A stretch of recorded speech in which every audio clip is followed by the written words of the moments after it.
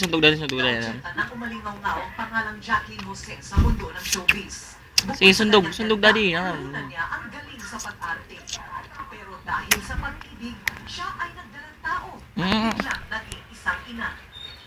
Anong nangyari no? Well, it was not naman a plan, but I fell in love.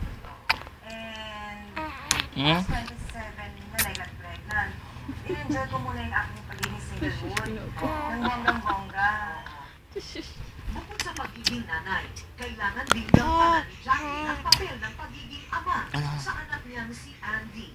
Habang ito ay dadalaga. Ano ang maganda at mahirap sa pagiging single mom? Maraming mahirap, maraming sakripisyo, time with your daughter. You have to, in this business kasi you can say no. You have to say yes and yes all the time. Habang may dumadating, tinatanggap yung grasya. Sige, sundog. Inaasunan din ni Andy ang mundo ng showbiz. Minahan ng publiko dahil sa papel na ginampanan niya sa teleseryeng Agua Bendita. Pero taong 2011, kumalat ang balitang buntis si Andy.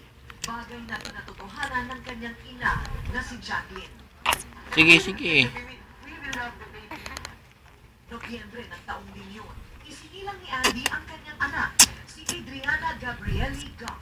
Na-culture shock ka ba na biglang you're a mother? I knew that it was but because